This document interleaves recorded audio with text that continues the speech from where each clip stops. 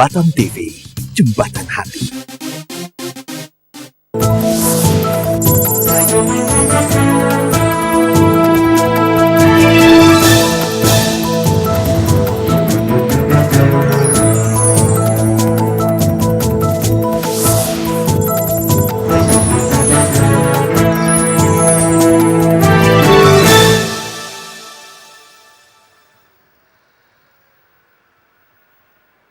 Assalamualaikum warahmatullahi wabarakatuh. Saudara, selamat malam. Inilah Detek Kepri Malam dengan serangkaian informasi yang telah disiapkan oleh tim redaksi kami.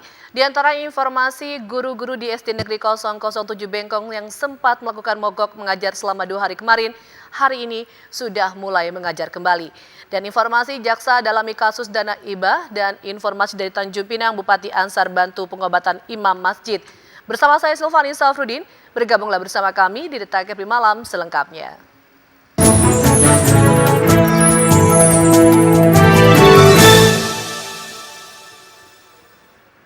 Saudara, guru-guru di SD Negeri 007 Bengkong yang sempat melakukan mogok mengajar selama 2 hari kemarin, hari Rabu sudah mulai mengajar lagi.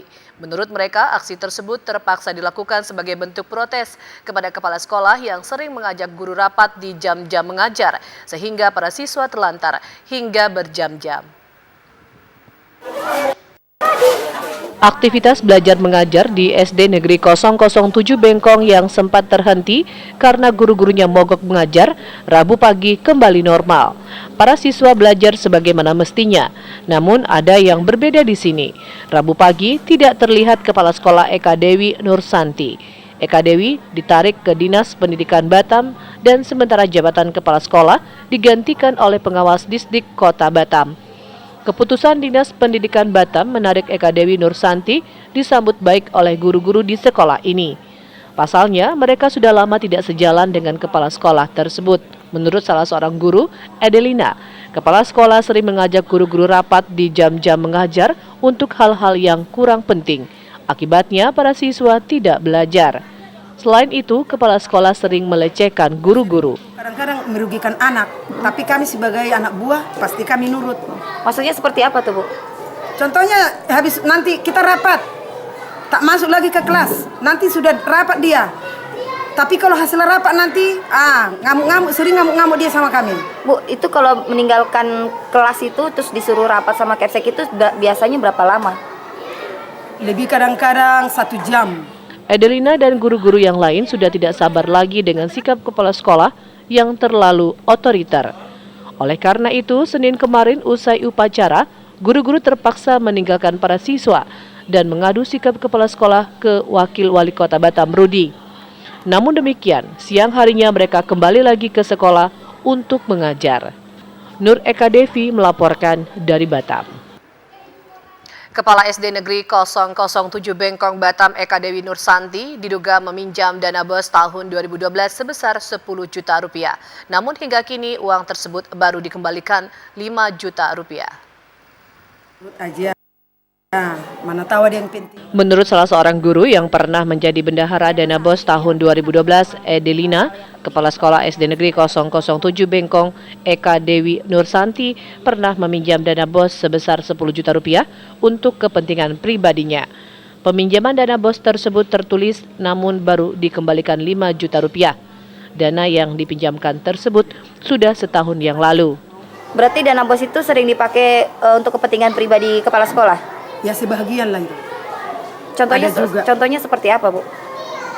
Contohnya yang kemarin itu ada dipinjam dia uang tapi belum dikembalikan. Itu aja, ada tanda tangan basah di sini. Untuk apa tuh peminjaman uangnya? Untuk kepentingan pribadi dia lah. Berapa besarnya, Bu? Kemarin yang dipinjamnya itu 10 juta. Terus dikembalikan 5 juta. Sementara itu, Satpam SD Negeri 007 Bengkong, Erna Liza Ninja mengaku sering ditanyakan oleh wali murid perihal baju seragam siswa. Pasalnya hingga saat pemakaian seragam olahraga yang baru diterima siswa. Sementara para siswa telah membayar uang seragam sebesar Rp280.000. Tugas saya kan jaga sekolah. Jadi guru itu bertanya, Bu, saya bayar uang ke kepala sekolah 280.000. Jadi setelah 2 bulan sekarang tidak ada juga bukunya, bajunya, baju olahraga, baju Melayu, baju batik ya Bu ya. Ernaliza juga mengungkapkan sebagai kepala sekolah, Eka Dewi Nursanti sering tidak datang ke sekolah. Dalam 1 minggu kepala sekolah hanya datang 3 hari, itu pun hanya absen dan langsung pulang. Nur Eka Devi melaporkan dari Batam. Beralih ke informasi lain, Saudara. Warga Tanjung Uma, Lubuk Baja kecewa atas pernyataan BP Kawasan Batam yang menyebutkan tidak ada pembatalan izin prinsip terhadap lahan PT Dinamika Cahaya Harum Abadi yang berada di kawasan Tanjung Uma. Meski Ketua BP Kawasan Batam Mustafa Wijaya telah menandatangani tuntutan warga. Mereka merasa dibohongi oleh BP Kawasan Batam. Sebagian warga Kampung Tua Tanjung Uma merasa dibohongi dan kecewa terhadap pernyataan pihak BP Kawasan Batam terkait tidak adanya pencabutan izin prinsip PT Dinamika Cahaya Harum Abadi. Meski tuntutan warga tersebut telah ditandatangani Ketua BP Kawasan Batam, Mustafa Wijaya saat masa berunjuk rasa. Ketua RT 9 RW 7 Mahadi dan Ketua RT 3 RW 2 Dahlan Mahadin mengatakan warga akan kembali mendatangi kantor BP Kawasan Batam jika BP Kawasan tidak beritikat baik dalam menyelesaikan lahan kampung tua di Tanjung Uma. Kita sangat kecewa sekali dengan keputusan perwakilan dari siapa nama Bapak? BP Batam. BP Batam. Dari BP Batam ya. Nah, sebabnya kalau macam seperti ini, perjanjian mereka tanda tangan di atas materai, bohong. Kami akan turunkan massa yang lebih besar. Ya. Kalau dapat OB di Batam ini kita bubarkan. Kantor otorita Batam nggak akan kita bakar, Pak. Warga merasa dibohongi, Pak ya? Nah, jelas itu, Pak. Nah, jadi kalau untuk kedepannya, lepas lebaran ini tidak ada keputusan, kantor otorita Batam kita bakar, Pak. Lepas lebaran, Pak ya? Ya. Cukup kecewa nggak Pak dengan... Oh ya, kecewa. Sangat kecewa ya. Pokoknya cepat betul statement dia kayak gitu kan. Nah, seolah-olah dia menantang masyarakat. Kami tidak takut. Nah, kapan-kapan aja kami bisa turun lagi kan. Nah, turun sekali ini lebih banyak daripada yang kemarin. Sebelumnya warga Kampung Tua Tanjung Uma berunjuk rasa di kantor BP Kawasan Batam. Mereka menuntut keberadaan legalitas 108 hektar kampung tua di Tanjung Uma. Dalam tuntutan warga yang tertulis di atas kertas bermaterai dan ditandatangani oleh Ketua BP Kawasan Batam, Mustafa Wijaya. Namun pada kenyataannya BP Kawasan membantah setuju terhadap tuntutan warga kampung tua tersebut. Alasannya tuntutan warga akan dibahas bersama dengan tim. Salah satu tuntutan warga Tanjung Uma, yakni BP Kawasan mencabut izin prinsip PT Dinamika Cahaya Harum Abadi yang lahannya berada di kawasan Tanjung Uma. Dan PT Dinamika Cahaya Harum Abadi diminta untuk membongkar seluruh pagar yang ada di kawasan Tanjung Uma. Endang Kurnia melaporkan dari Batam. Saudara, Wakil Ketua 1 DPRD Kota Batam Ruslan Kasbulatov melalui Komisi 1 DPRD Kota Batam berencana memanggil Pemko Batam terkait penebangan pohon yang dilakukan di ruas Jalan Angku Putri. Menurutnya, penebangan itu merusak lingkungan. Wakil Ketua 1 Ruslan Kasbulatov mengatakan pemerintah Kota Batam merupakan bagian perencanaan kota yang melakukan pengerjaan proyek dengan perencanaan yang tidak matang. Proyek pelebaran jalan di kawasan Angku Putri berimbas terhadap pemusnahan pohon yang telah berumur puluhan tahun. Menurut Ruslan, hal itu merupakan contoh tidak baik bagi masyarakat Batam. Dalam waktu dekat, Ruslan melalui Komisi 1 DPRD Kota Batam akan memanggil Pemko Batam.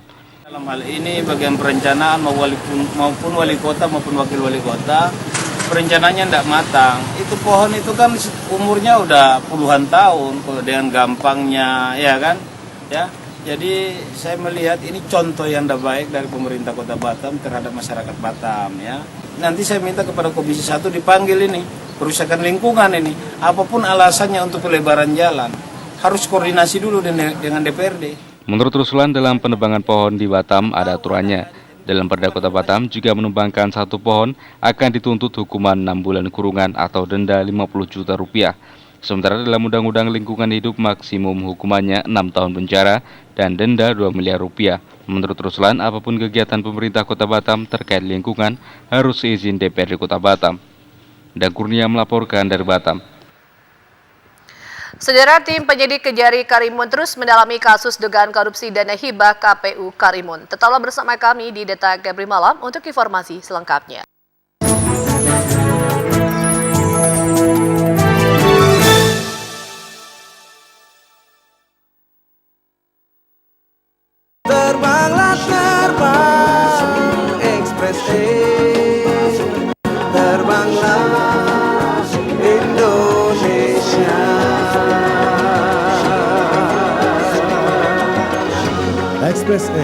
Terbanglah Indonesia.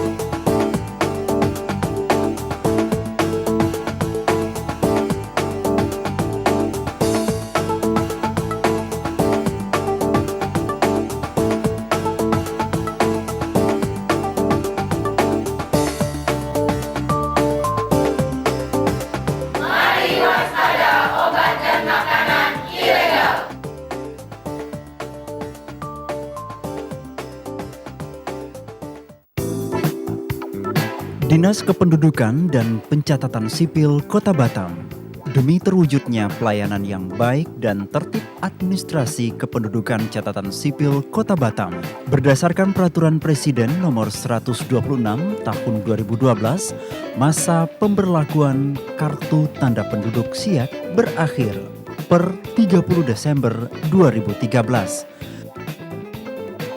Segera melakukan perekaman elektronik KTP di kantor kecamatan dan Dinas Kependudukan dan Catatan Sipil Kota Batam atau di mobil keliling kartu tanda penduduk elektronik.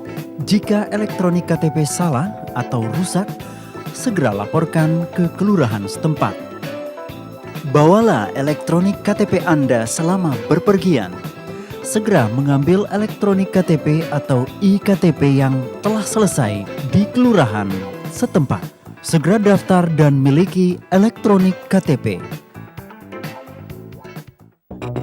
Prima Tour and Travel menyediakan paket wisata domestik dan internasional seperti Thailand, Australia, Singapura, China, Malaysia, dan Eropa. Juga menyediakan tiket pesawat, voucher hotel, pengurusan dokumen, dan rental bus. Prima Tour and Travel, Kompleks Penguin Center, Blok E, nomor 1 dan 2, telepon 0778 456 456, fax 432 972. Ayo dukung Gerakan Nasional Sadar Gizi dengan cara pertama, budayakan pola konsumsi makan yang beragam. Ibu hamil makan satu porsi lebih banyak dari sebelum hamil. Porsi kecil tapi sering, serta memperbanyak konsumsi sayur dan buah.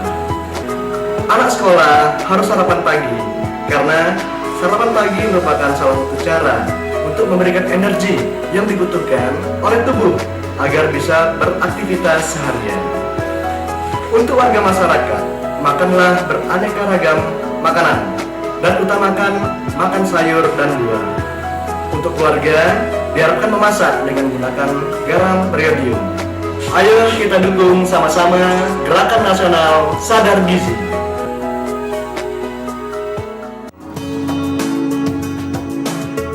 Golden View Hotel, a 4-star hotel in Batam, ideally located at Bengkong with the natural beauty overlooking the sea view.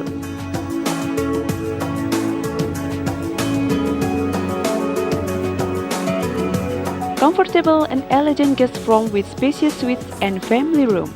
Our facility.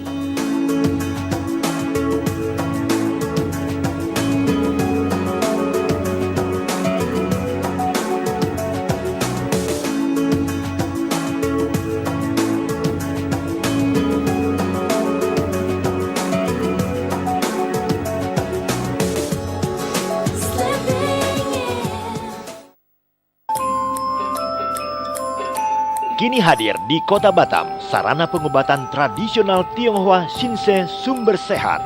Ahli dalam penyembuhan berbagai penyakit dengan pengalaman lebih dari 20 tahun. Dengan metode akupuntur, kop, dan obat ramuan herbal dari Tiongkok, dapat mengobati segala penyakit sampai ke akarnya, alami dan tanpa efek samping.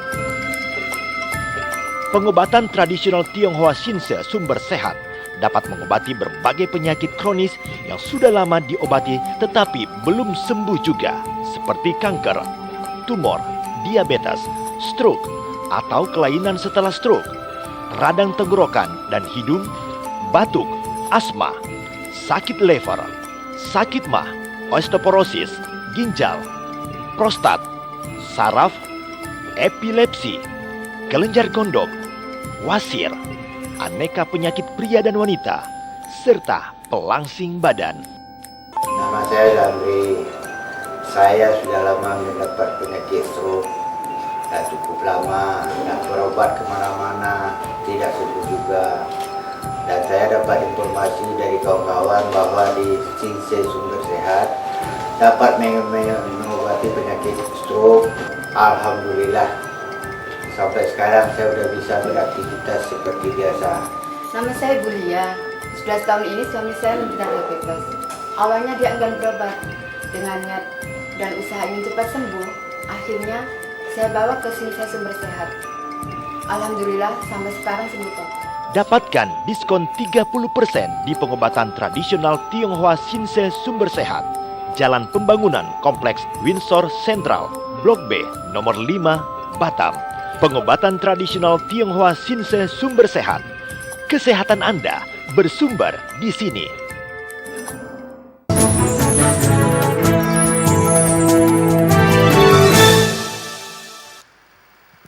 Saudara, terima kasih Anda masih bersama kami di Detak Kepri Malam. Dari Tanjung Pinang dilaporkan seorang warga Toapaya Bintan Budiman dilaporkan hilang beberapa hari lalu. Setelah dilakukan pencarian di lokasi tidak jauh dari tempat tinggalnya, Budiman ditemukan tidak bernyawa lagi.